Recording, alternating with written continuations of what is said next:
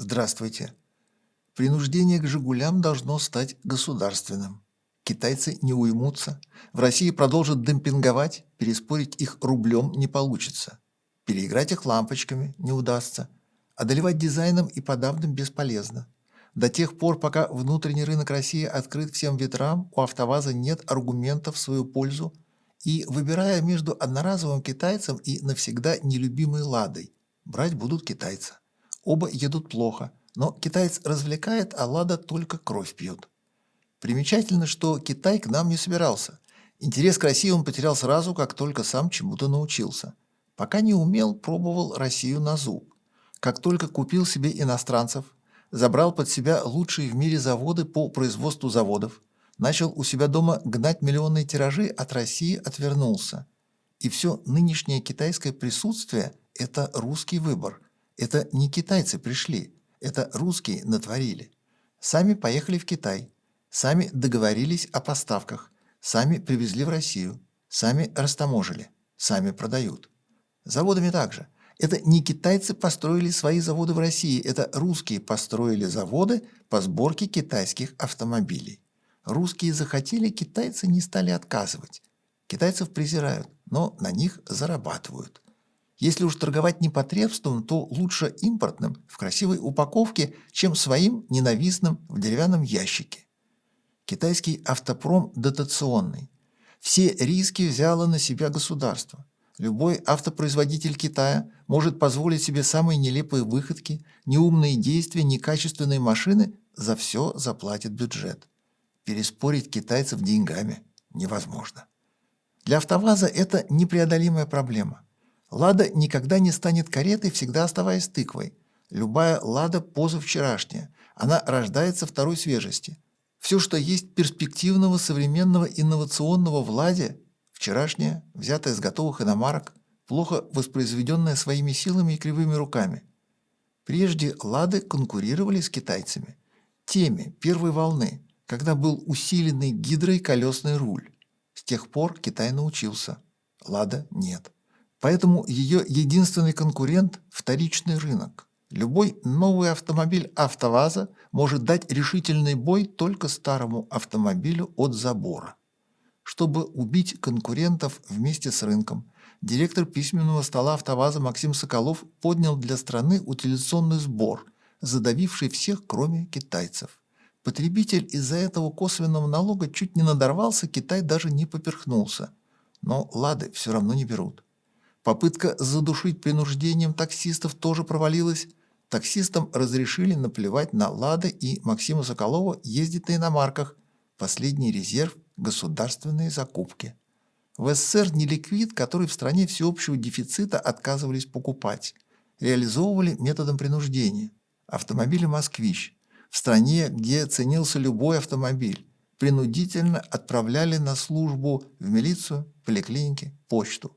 Несъедобную морскую капусту продавали в нагрузку к цейлонскому чаю со слоном. Брежнева давали в нагрузку к Чехову. Максим Соколов предупреждает, несмотря на все усилия, подрыв рынка, утильсбор, в 2026 году «АвтоВАЗ» не сможет продать 400 тысяч машин. И 300 тысяч тоже не сможет. Хорошо, если удастся распихать по клиентам 275 тысяч. Но власти опять должны помочь. Надежды на население не остается, поэтому требуется принуждение силами государства. В паническом заявлении Максим Соколов сказал, надо распространить требования закупок отечественных автомобилей на госкомпании и подконтрольные государству юрлица и жестко контролировать закупки. «Лада» должна стать неотвратимой. Но ведь ничего не получится. Как не получилось ни разу, несмотря на 30 лет попыток. Заставить госструктуры и юрлица ездить на «Ладах» невозможно. Поэтому у Максима Соколова остается последний инструмент. Не распределять «Лады», а наказывать «Ладами». Не госзакупки, а судебное решение. Именем Российской Федерации по совокупности совершенных преступлений, учитывая особую опасность деяний, неспособность подсудимого встать на путь исправления, приговорить к 5 годам «Жигулей» строгого режима. в условно-досрочном освобождении от «Жигулей» по истечении половины отбытого срока отказать. Приговор окончательный, обжалованию не подлежит. Выдайте подсудимому «Жигули». Китайский праздник русского языка. Прежде нас забавлял журнал «Крокодил», поднимал настроение «Мурзилка», развлекала литературная газета. Теперь остались китайские пресс-релизы. Они до сих пор пишутся не по-русски, что позволяет изредка читать их для настроения. Хотя смешно получается ненадолго. Более очевидный результат – грусть, переходящая в тоску. Раньше пресс-релизы писали китайцы. Им простительно незнание русского языка. Тем более, что оккупанту для выстраивания отношений с местным населением требуется не столько переводчик, сколько комендатура. Но вот уже 20 лет в офисах сидят русские мальчики и девочки с хорошим знанием рунглиша, дипломом о высшем образовании. Нынешние китайские пресс-релизы пишут они. Черри – новый бренд, выдумывает раз в неделю, после чего сажает русских сочинять пресс-релизы. На днях у Черри родился бренд Айкаур. Кауры – это светло-каштановая масть у лошадей. Презентационная фотография машины как раз светло-каштановая. Только что придуманный бренд, как полагается у китайцев, сразу всемирный, очень нужный, непременно бестселлер. Продажи не начались и весьма вероятно не начнутся, но машина заранее популярна. Пресс-релиз вкратчиво начинается с описания аудитории. Открыто заявить, что Кауры макет автомобиля в натуральную величину купят нездоровые люди с психиатрическими отклонениями, не стали. Обошлись аккуратнее люди с молодым духом. Возраст у них сам по себе, дух сам по себе, и он непременно молод. Про натуральную величину русские девочки и мальчики в офисе Черри грянули новой версии измерений. У Каурова 2 длины. Оказывается, в Китае теперь машину измеряют с запасным колесом и без запасного колеса. Если без, то Кауры макет в длину чуть меньше 5 метров, если с запаской, то прям гигант высшей лиги 5-метровый. Какого класса аппарат? Вот тут мальчики и девочки сделали важнейшее открытие. Они создали новый класс автомобилей. Нигде, кроме московского офиса Черри, доселе неизведанный, объявившийся непосредственно за письменным столом. Впервые в мире создан внедорожник повышенной проходимости. Прежде это было 2 внятных и самостоятельных класса. Отдельно автомобили повышенной проходимости, отдельно внедорожники. Гражданская война за независимость в Америке – это 2 разные войны. Йоффе Абрамович Меликен – это 2 разных физика. В уравнении Менделеева-Клайперона Менделеев сам по себе, Клайперон сам по себе. Здесь это 1 автомобиль. Карл Маркс наконец-то женился на Фридрихе Энгельсе. Облик изделия, как полагается, ворованный. За основу Каурова взято несколько Тойот, дорисованных по памяти. Про кражу интеллектуальной собственности мальчики и девочки в офисе Черри придумали успешную фразу. Дизайн объединил узнаваемые черты классических внедорожников. Весьма узнаваемые. Менее понятно, более загадочно в переводе с рунглиша состоялась фраза «длинный капот и вытянутый силуэт формируют уверенный внедорожный образ, а почти равное соотношение ширины и высоты подчеркивает брутальные черты автомобиля». Они явно что-то слышали про квадратный двигатель. Диаметр цилиндра равен ходу поршня. Не дочитали, но на всякий случай блеснули. Понимая, что будущий покупатель изделия не совсем в себе, мальчики и девочки в офисе Черри поведали. Уникальная для класса сдвоенная панорамная крыша с парящим потолочным модулем и контурной подсветкой. Ночью такое решение формирует визуальный эффект космоса. Кажется, выть на Луну станет сподручнее. Или что там принято делать у психов по ночам? После того, как в офисе Черри изобрели новый класс автомобилей, мальчики и девочки пошли дальше и учинили еще одну интригующую номинацию автомобилестроения – коэффициент эффективного использования внутреннего объема. Рассовать чемоданы, детей и кошку – этим занимается каждый. Но вычислить коэффициент рассовывания чемоданов – это новое. И Кауры китаец в ней вроде бы сразу победил. У Каурова коэффициент рассовывания 69,9%. Кажется, поместилась даже теща. В худой котомк, поклав ржаное хлеба, я ухожу туда, где птичий звон, и вижу над собою синее небо, косматый облак и высокий крон. Когда Горьковский автомобильный завод после ГАЗ-А перешел на ГАЗ-М1, известный под псевдонимом «Эмка», старый ГАЗ-А из Москвы убрали насильно. В столице победившего социализма запретили такси ГАЗ-А, конторские машины ГАЗ-А, даже редчайшие в СССР частные машины и те запретили. Например, писателю Пришвину запретили его личный ГАЗ-А, принудительно пересадив на другой автомобиль. Властям виднее, кому на чем ездить. Указывать людям, как им жить, советская власть никогда не переставала. Она всегда знала, как правильно, как надлежит, как полагается, не потому, что так лучше, а потому, что она власть. Борьба со стилягами. Людям указывали фасон брюк, ширину лацкана, расцветку галстуков. Книги. Фурманова читать разрешено, Солженицына запрещено. Показывать советскому народу незатейливый американский вестерн «Великолепная семерка» разрешал лично Хрущев, поскольку только ему известно, подходит этот фильм для населения или нет.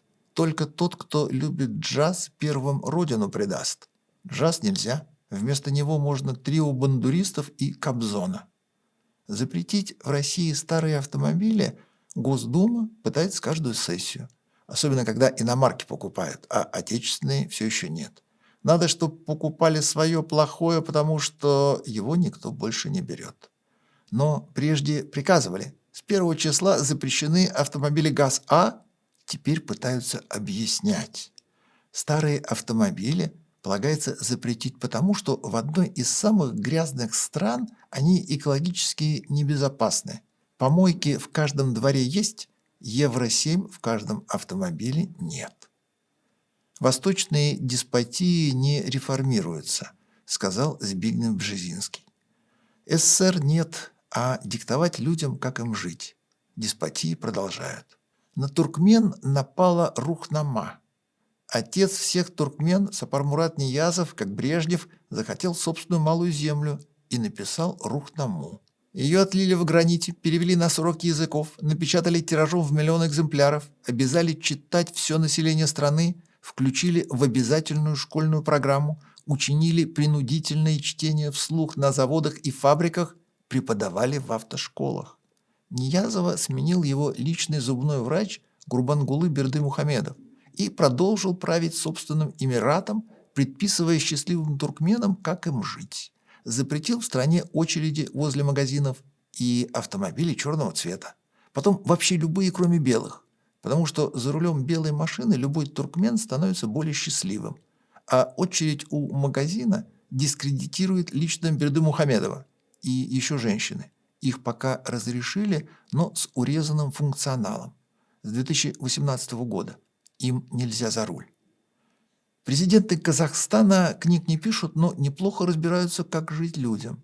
При Назарбаеве в стране устроили геноцид автомобилям с большими моторами, наказывая повышенной ставкой за 3 и тем более 4 литра объема.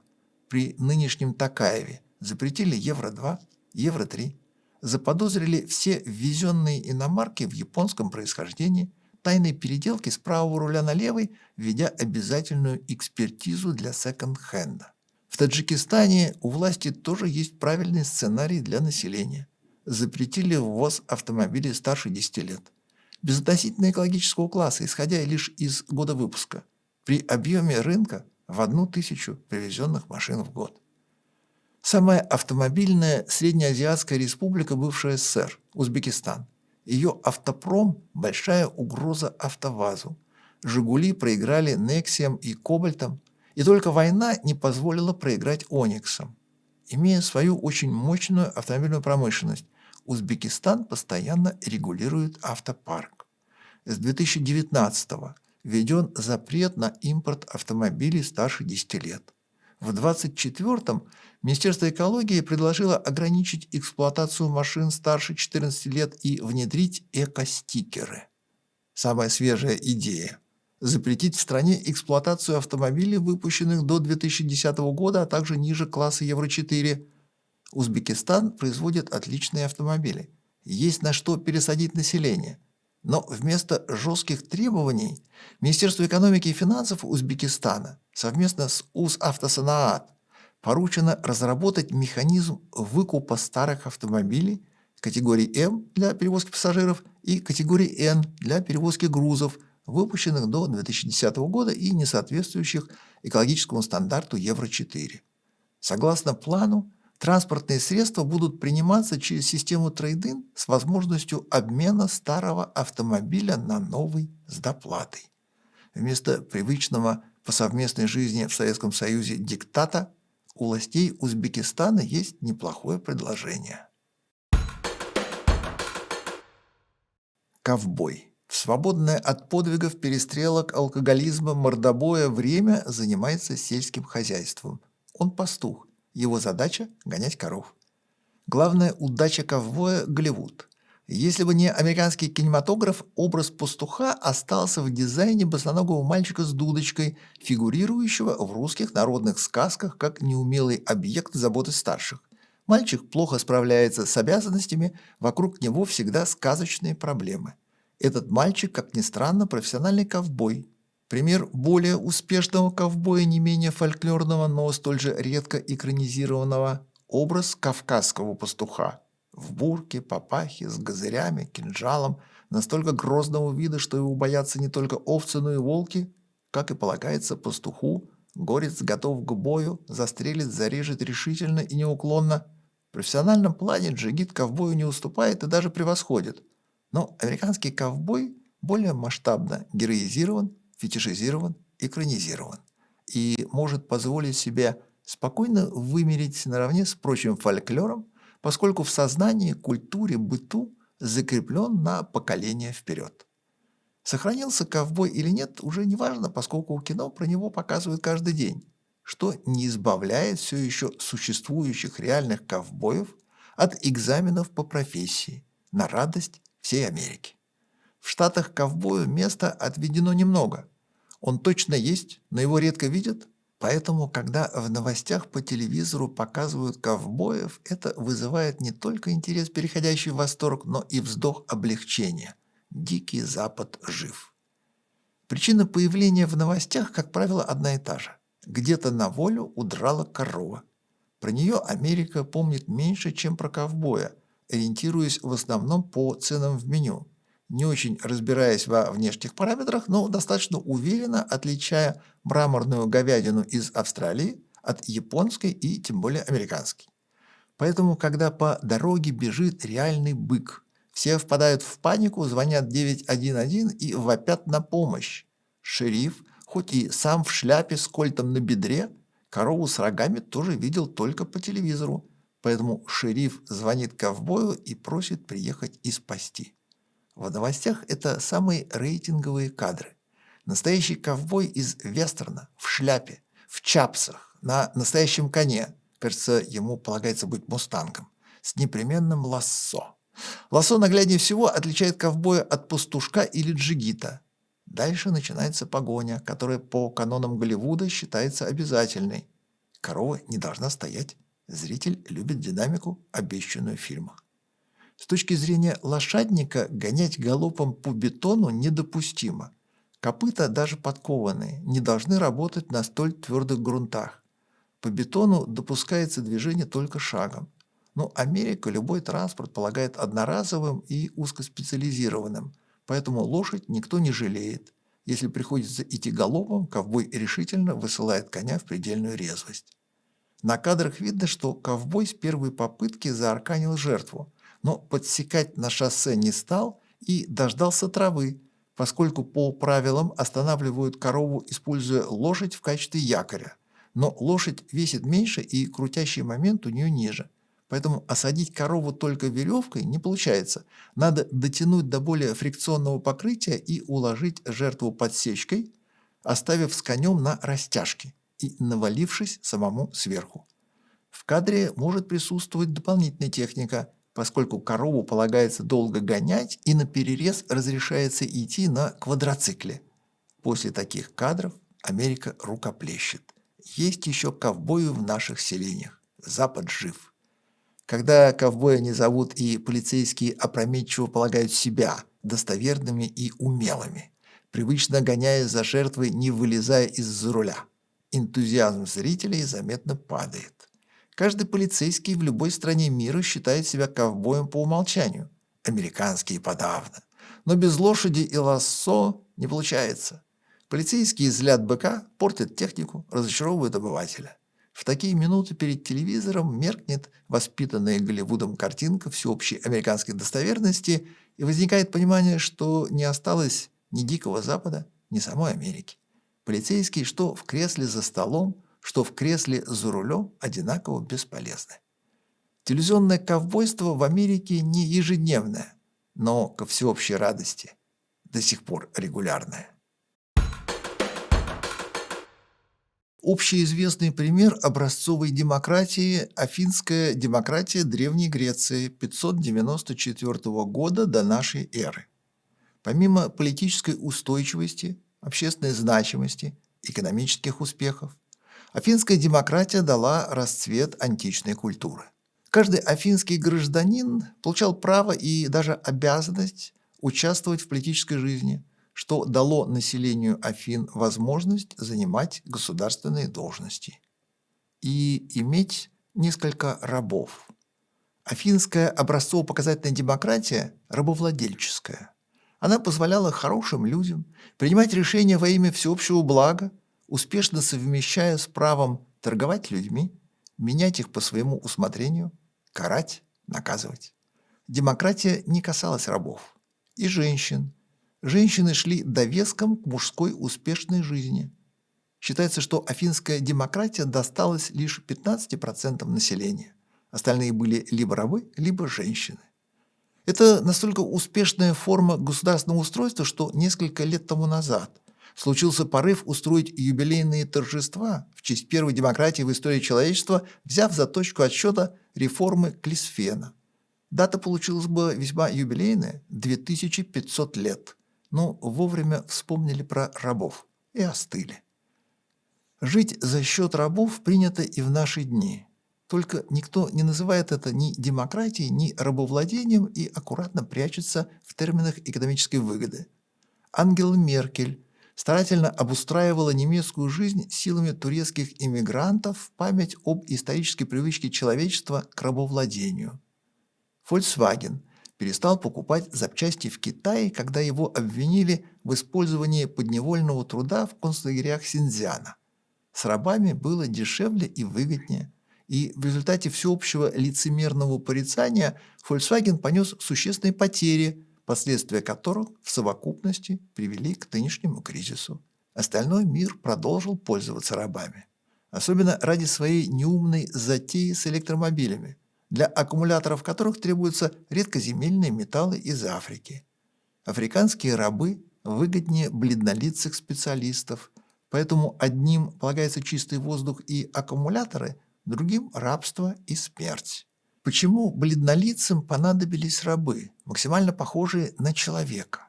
Автоматизация процессов в арсенале промышленного производства существует давно, но придавать ей черты человекообразности стали лишь теперь. Почему-то захотелось, чтобы в доме, в офисе, на работе рядом возник не ящик со всеми удобствами, а робот с голосовым интерфейсом, человеческой походкой, лицом, мимикой, искусственным интеллектом, чтоб сел за руль, подмел пол, написал текст, нарезал колбасы, собрал автомобиль.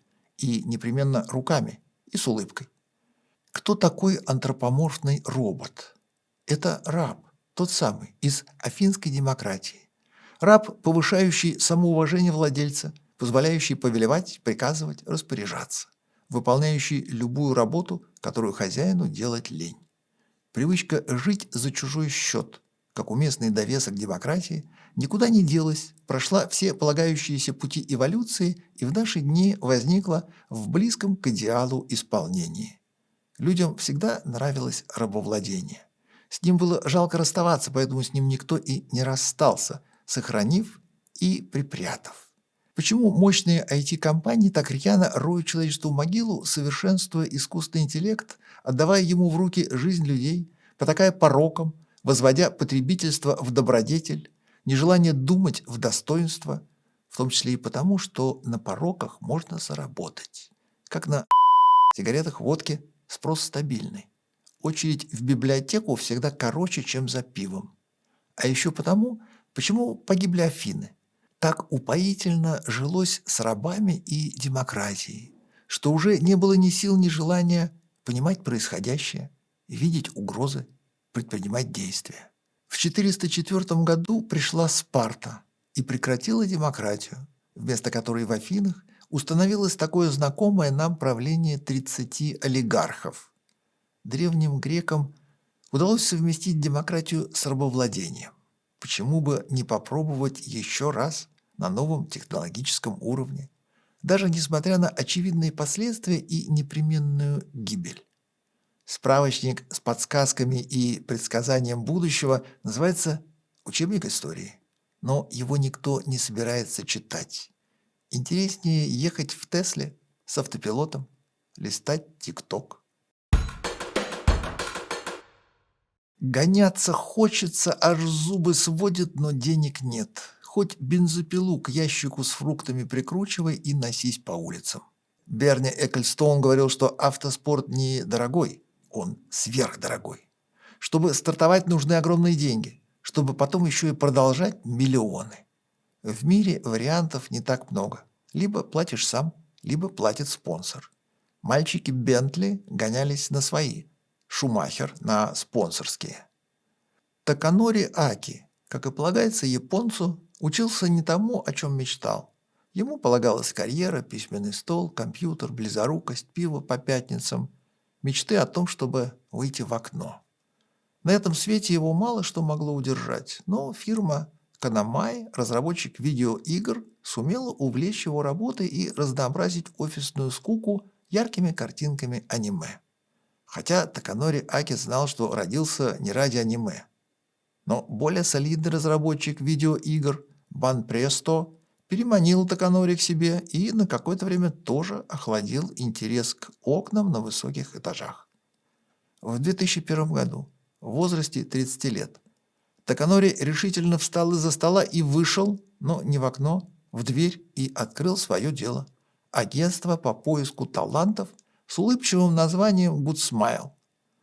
Прожив предыдущие 10 лет среди рисованных персонажей, среди живых Таканори не преуспел и переориентировал фирму на ставшие привычными аниме. Для любого японца это само собой разумеющийся интерес. Картинки с улучшенными при помощи красок и фломастеров человечками, более красивыми и успешными, чем средний японец на подоконнике. Его фирма занялась выпуском фигурок. Аниме. Перейдя от устоявшихся в японской культуре картинок к тому, что мы сегодня называем 3D.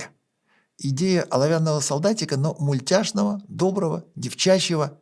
Бизнес удался. Япония с восторгом принялась собирать коллекции персонажей аниме, мультипликационных персонажей и антуражных аксессуаров, собирая целый мир Good Smile у себя на подоконнике. О чем Таканори Аки мечтал на самом деле? О гонках. Его восхищал автоспорт.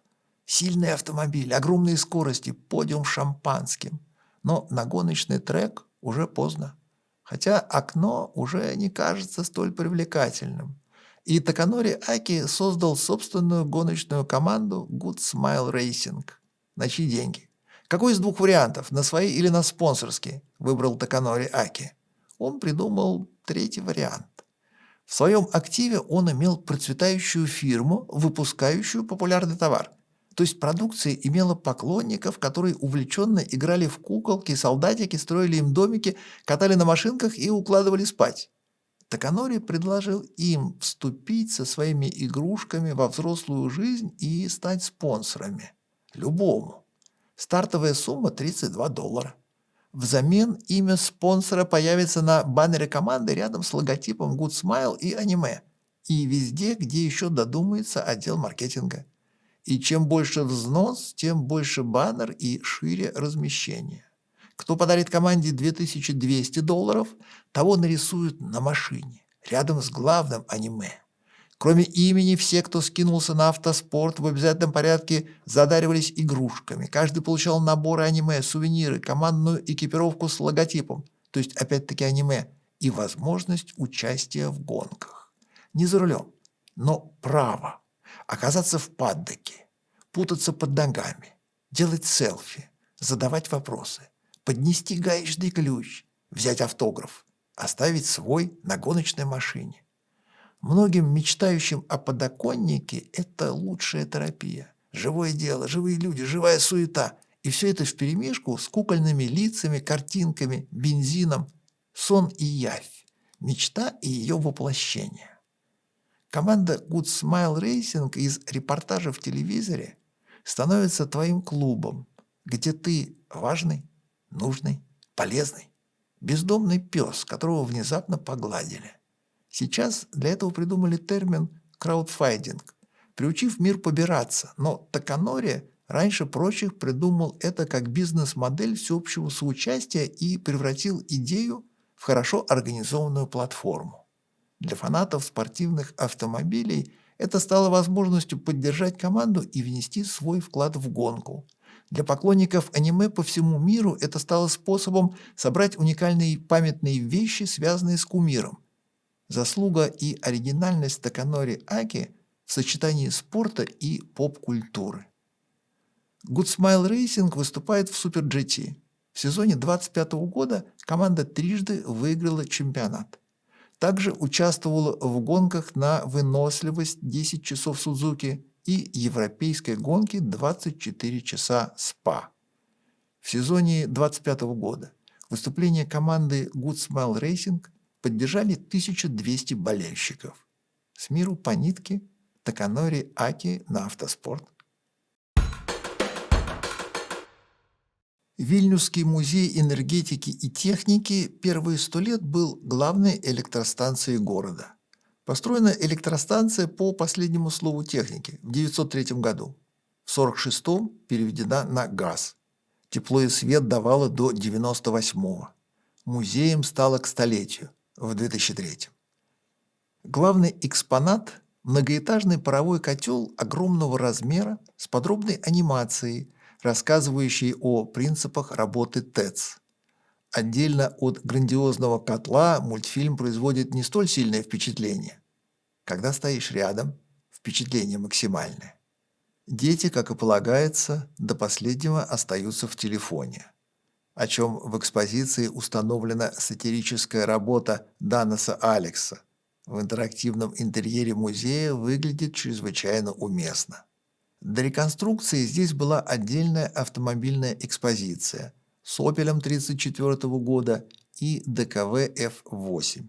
Сейчас в музее есть только Mercedes-Benz 560 SEL в 126-м кузове. Это машина Витаутаса Лансбергиса, председателя Верховного Совета Литовской ССР. При нем Литва восстановила свою независимость актом от 11 марта 1990 года, начав развал Советского Союза, первый выйдя из состава СССР. При советской власти руководители союзных республик ездили на «Чайках» и «Зилах». Литве наравне с другими прибалтийскими республиками полагалось выглядеть визитной карточкой советского социализма, поэтому первым лицам разрешались «Зилы». Освобождение от советской власти и превращение в страну подразумевало смену атрибутики и транспорта.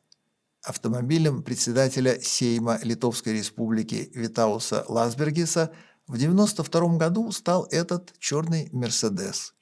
Буквы на его номере ЛРС – Литовская Республика Сейм.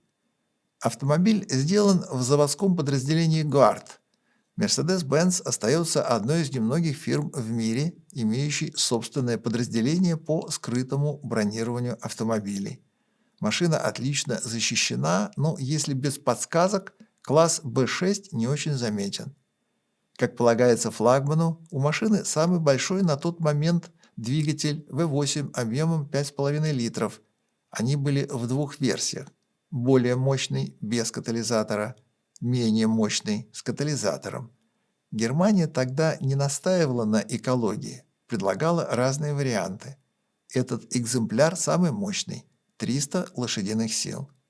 На передних крыльях место крепления флагштоков, подчеркивающих президентский уровень. Выставлен автомобиль в главном машинном зале, рядом с грандиозным котлом. Музей энергетики и техники наглядный, интерактивный, познавательный. Техника в нем разная и неожиданная. С подробным рассказом о дореволюционном периоде, когда Литва наравне с Российской империей становилась фабричной, заводской, промышленной.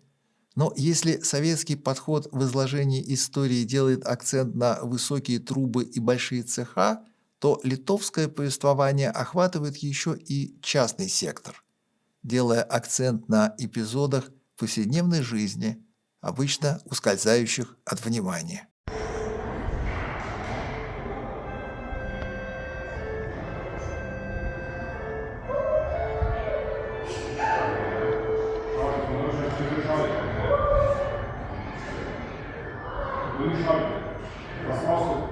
Советский период показан тактично. Сделанное в Прибалтике очень ценилось по всему Советскому Союзу. Заводов электротехники, бытовых приборов здесь было много. За каждым телевизором, магнитофоном, пылесосом, радиолой, сделанными в Литве, Советский Союз выстраивался в очередь. Из неожиданного – чулочно-носочный станок Бентли. Хочется предположить, что это тот самый Бентли, сверкающий инженерным потенциалом направо и налево в свободное от автомобилей время. Не он это. Фамилия Бентли в Англии довольно распространенная, и всяких фирм с этим названием много в самых разных сферах. Есть, например, однофамилец, занимающийся программным обеспечением. Есть вот эта весьма давняя фирма по выпуску станков для легкой промышленности. Хотя после Тойоты кажется уместным от ткацкого станка дорасти до автомобилей. Но не в данном случае. Книжки почти никто не читает и не печатает. Поэтому германская полиграфическая машина Heidelberg 906 года поначалу была напоминанием о том, насколько долгая история у книгопечатания. В наши дни стала напоминанием о том, что еще недавно у человечества было книгопечатание. Как принято в Литве, в музее даже того, кому не очень интересно, найдут чем увлечь.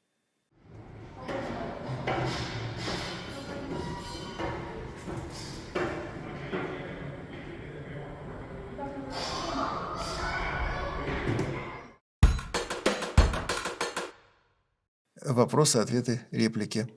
Борис Семенов. Не было бы автопрома в России, хвастались бы коровьими лепешками. По сути, равноценная гордость. Обещалкин, 25. «Лада Искра» от 1040 рублей за 100 грамм. Чтобы не шокировать покупателей, цены на новые автомобили «Лада» будут указываться за 100 грамм. Гениальный Дмитро. Россия не может причинить вред человечеству или своим бездействием допустить, чтобы человечеству был причинен вред. Россия должна повиноваться всем приказам, которые дает ей человечество, кроме тех случаев, когда эти приказы противоречат первому пункту. Россия должна заботиться о своей безопасности в той мере, в которой это не противоречит первому или второму пункту. 3 пункта вместо 28. На сегодня все. До свидания.